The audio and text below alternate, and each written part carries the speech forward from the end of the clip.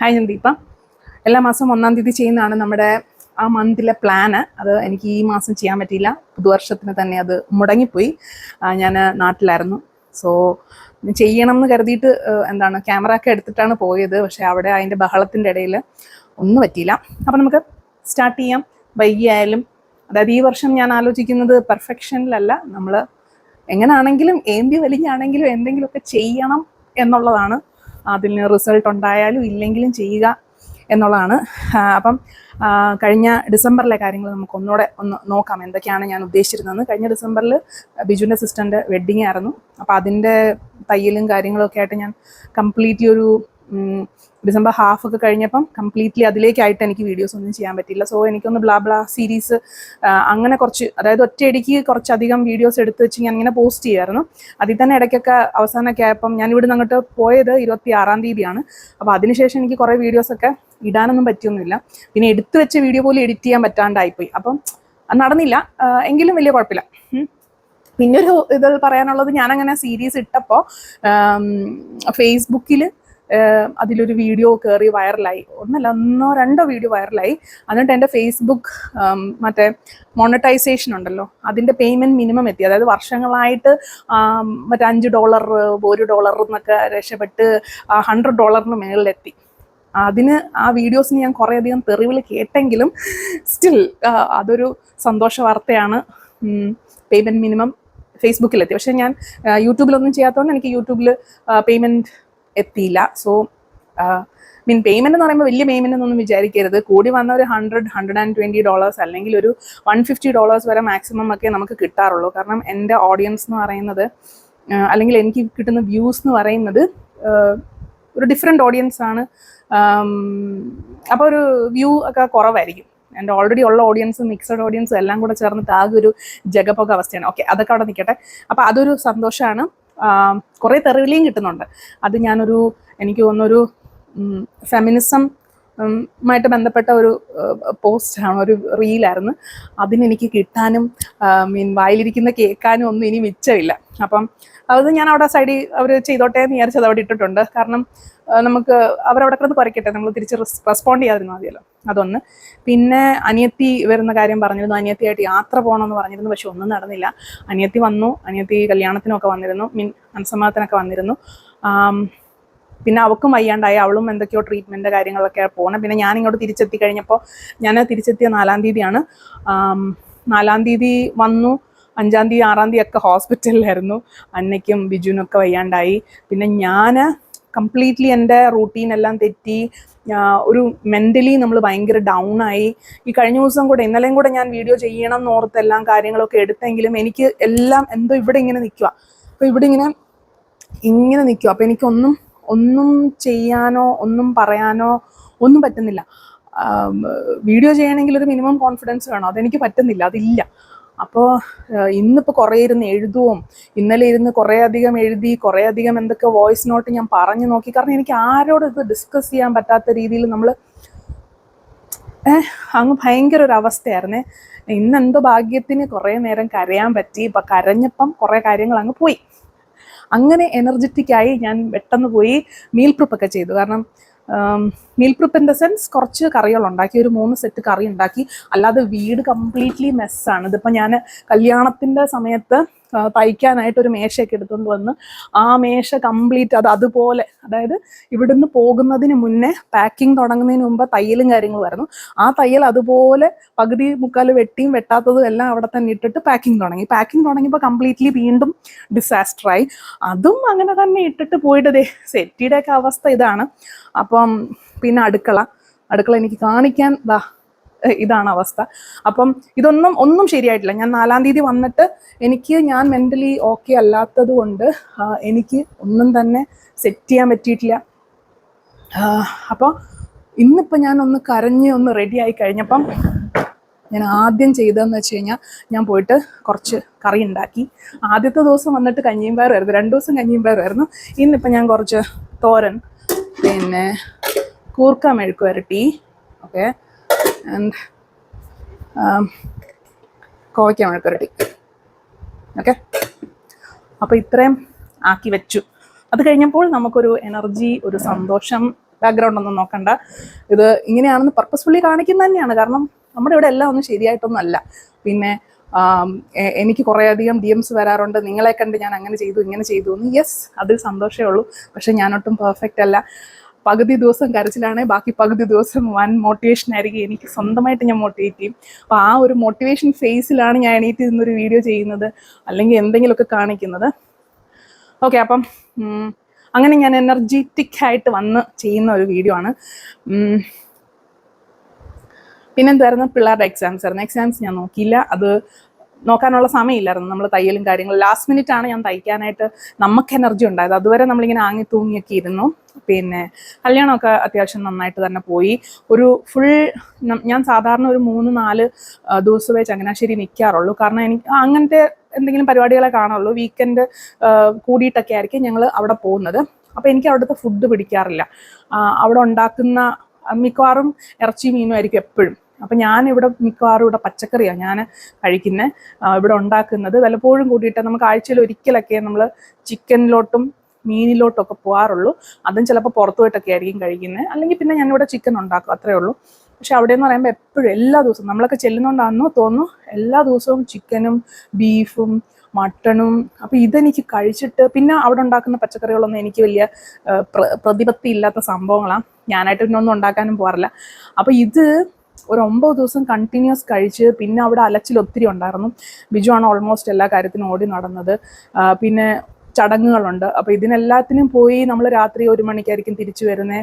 പിറ്റേന്ന് പിന്നെയും ഒരുങ്ങിപ്പോണം.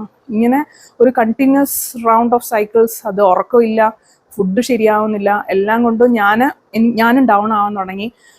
കാരണം എൻ്റെ കൺട്രോളിൽ കാര്യങ്ങൾ നിൽക്കുന്നില്ല, അല്ലെ നമ്മൾ എക്സ്പെക്ട് ചെയ്യുന്ന പോലെ കാര്യങ്ങൾ നടക്കുന്നില്ല. അതെല്ലാം കഴിഞ്ഞ് ഇവിടെ വന്നപ്പോഴത്തേക്ക് അന്നയ്ക്ക് വയ്യാണ്ടായി. അന്നയ്ക്ക് കല്യാണത്തിൻ്റെ അന്നേ വയ്യാണ്ടായി. അന്ന ഫുൾ ഷർദിലും കാര്യങ്ങളൊക്കെ ആയിരുന്നു. പക്ഷെ എൻജോയ് ചെയ്തോന്ന് ചോദിച്ചു കഴിഞ്ഞാൽ throughout the week enjoyment ആയിരുന്നു. ഒത്തിരി കസിൻസ് എല്ലാവരെയും മീറ്റ് ചെയ്യാൻ പറ്റി, എല്ലാവരുമായിട്ട് സംസാരിക്കുന്ന എല്ലാം അടിപൊളിയായിരുന്നു. പിന്നെ ഡിസംബറിലെ കാര്യം പറയാനാണെങ്കിൽ ഫസ്റ്റ് വീക്ക് തന്നെ ഞാൻ ഓൾറെഡി പറഞ്ഞ പോലെ ഷൊർണൂർ ട്രിപ്പല്ല ക്യാമ്പ് ഉണ്ടായിരുന്നു. ആ ക്യാമ്പിന് നമ്മൾ പോയി. നമ്മൾ ഇൻ ദ സെൻസ് ഞാനും എൻ്റെ വേറെ 2 സുഹൃത്തുക്കളുണ്ടായിരുന്നു.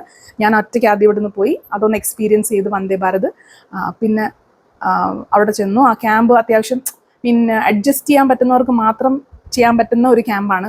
കുറച്ച് ഹൈഫൈ ആയിട്ട് അല്ലെങ്കിൽ കുറച്ച് പോഷായിട്ടുള്ള ആൾക്കാർക്ക് എനിക്ക് തോന്നുന്നില്ല, ഭയങ്കര ബുദ്ധിമുട്ടായിരിക്കും. അല്ലെങ്കിൽ അഡ്ജസ്റ്റ് ചെയ്യാൻ പറ്റുന്നവർക്ക് ഓക്കെ ആവുന്ന ഒരു ക്യാമ്പാണ്. ബാക്ക് ടു ബേസിക്സ് എന്നൊക്കെ പറയുന്ന പോലെ. അവിടുത്തെ ഫുഡിൻ്റെ കളറും ഫുഡിൻ്റെ ടേസ്റ്റും എൻ്റെ വായിന്ന് പോയിട്ടില്ല. അപ്പോൾ അങ്ങനെ ഒരു നല്ലൊരു അനുഭവമായിരുന്നു അത്. ആ ഒരു ട്രാവൽ ആണെങ്കിലും എൻ്റെ ഫൈബ്രോ പെയിനൊക്കെ ഞാൻ പേടിച്ചിരുന്ന പോലെ അതിൻ്റെ തലേ ദിവസം വരെ ഞാൻ പെയിനിൽ ആയിരുന്നെങ്കിൽ പോലും പോയി കഴിഞ്ഞപ്പോൾ എനിക്ക് വലിയ ബുദ്ധിമുട്ടില്ലാതെ അല്ല തട്ടുകേടില്ലാതെ എനിക്ക് തിരിച്ചു വരാൻ പറ്റി.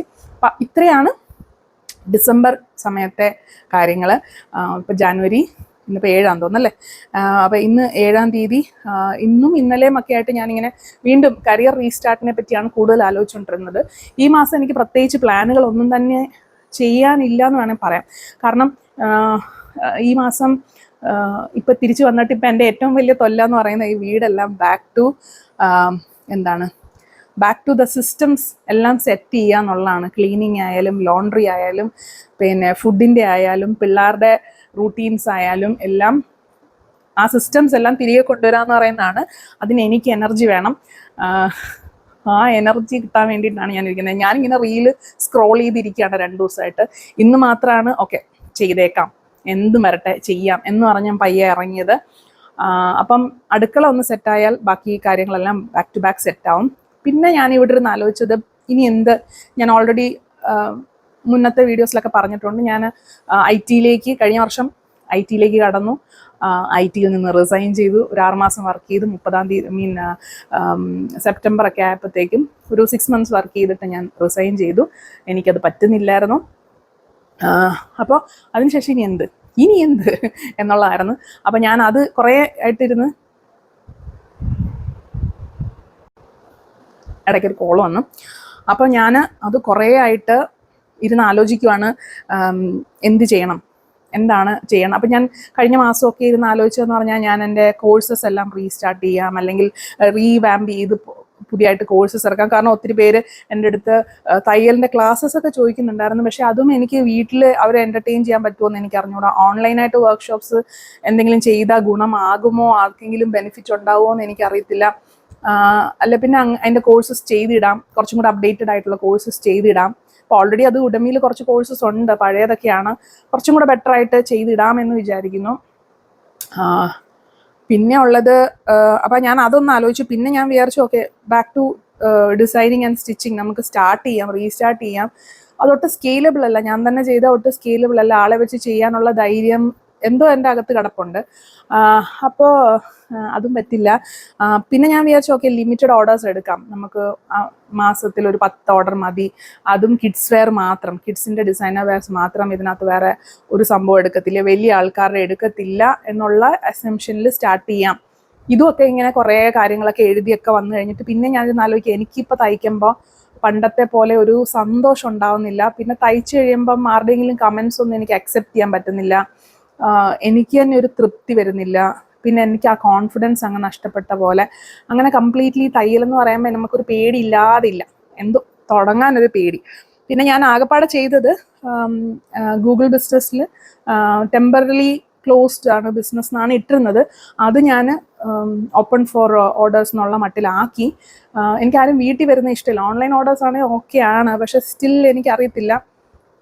ഇതെന്ന് പറഞ്ഞാൽ എപ്പോഴും ആൾക്കാർ ഇങ്ങനെ വീട്ടിലോട്ട് ഓടിച്ചാടി തള്ളിക്കേറി വരും. ഇപ്പം ഈ വീട് കിടക്കുന്ന അവസ്ഥ ഉണ്ടല്ലേ. അപ്പം പെട്ടെന്ന് ആൾക്കാർ വീട്ടിലോട്ട് വരുന്നതാണെങ്കിലും അല്ലെ പിന്നെ അത് അവർ വന്നിട്ടുള്ള അവരുടെ ഡിമാൻഡ്സ് നമ്മൾ വളരെ കാര്യമായിട്ട് നമ്മൾ ഫുൾ എഫേർട്ട് ഇടാൻ റെഡി ആയിട്ട് നിൽക്കുമ്പോൾ അവരുടെ സംസാരത്തിൽ അവർ എന്തോ ഭയങ്കര ഡൗട്ട്ഫുൾ ആയിട്ട് എനിക്ക് കൊണ്ട് വർക്ക് തരുന്ന പോലെയാണ്. അപ്പം എനിക്കെന്തോ ഞാൻ ഉദ്ദേശിക്കുന്ന കാര്യമല്ല ഇതിനകത്ത്. എനിക്കൊരു അപ്രിസിയേഷൻ, എനിക്കായിട്ടൊരു റെസ്പെക്റ്റ് ഒന്നും ഫീൽ ചെയ്യാത്ത പോലെ തോന്നുമ്പോൾ നമുക്ക് പിന്നെ അതിലോട്ട് കടക്കാനൊരു പേടി. അതുകൊണ്ടൊരു 2 വള്ളത്തെ കാല് ചവിട്ടി നിൽക്കുകയാണ്. ഞാൻ ജസ്റ്റ് അത് ഓപ്പൺ ആക്കി ഇട്ടു, കിഡ്സ് വെയറിൻ്റെ മാത്രം ഞാനിങ്ങനെ ഓപ്പൺ ആക്കി ഇട്ടു.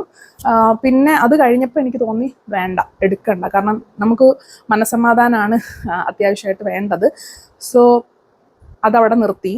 പിന്നെ ഞാൻ വിചാരിച്ചു ഓക്കെ, കണ്ടന്റ് ക്രിയേഷൻ തന്നെ നമുക്ക് മുന്നോട്ട് പോകാം, ഒരു 6 മാസം അങ്ങനെ തന്നെ പോവാം. അതിൻ്റെ ഇടയ്ക്ക് നമുക്ക് എന്തെങ്കിലും കോഴ്സസോ എന്തെങ്കിലും കുട്ടികൾക്ക് വേണ്ടിയിട്ടുള്ള വർക്ക്ഷോപ്സോ സമ്മർ ക്യാമ്പ് പോലെയോ അങ്ങനെ എന്തെങ്കിലുമൊക്കെ സ്റ്റാർട്ട് ചെയ്യാം. എന്ത് സ്റ്റാർട്ട് ചെയ്യുകയാണെങ്കിലും എനിക്ക് ആരെങ്കിലുമൊക്കെ ആയിട്ട് ചേർന്ന് വർക്ക് ചെയ്യാന്ന് പറഞ്ഞാൽ എനിക്ക് അവരുടെ കയ്യിലേക്ക് ഓണർഷിപ്പോ അല്ലെങ്കിൽ റെസ്പോൺസിബിലിറ്റി കംപ്ലീറ്റ്ലി കൊടുക്കാനല്ല, എനിക്കൊരു ഹെൽപ്പ് എന്നോളം ആരെങ്കിലും ഉണ്ടെങ്കിൽ കുറച്ച് ബെറ്റർ ആയിരുന്നു എന്ന് തോന്നുന്നുണ്ട്. എന്നാൽ ആരെങ്കിലും ഇൻവോൾവ് ചെയ്യിച്ച് എൻ്റെ മെൻ്റൽ പീസ് കളയാനും ഞാൻ ആഗ്രഹിക്കുന്നില്ല. അപ്പം മറ്റേ ഉത്തരത്തിലുള്ളത് എടുക്കാൻ വേണം എന്ന കക്ഷത്തിലുള്ളത് പോകാനും പാടില്ല എന്ന് പറഞ്ഞൊരവസ്ഥയിലാണ് ഞാനിപ്പോൾ നിൽക്കുന്നത്.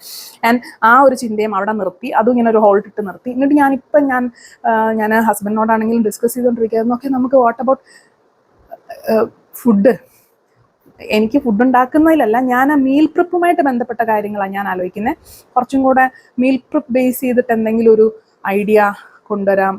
അതായത് ഇപ്പം നമ്മൾ മെയിനായിട്ട് നോക്കുമ്പം ഫുഡ്, ഷെൽട്ടർ, ക്ലോത്തിങ്, അതാണല്ലോ ബേസിക് ആയിട്ടുള്ള സാധനങ്ങൾ.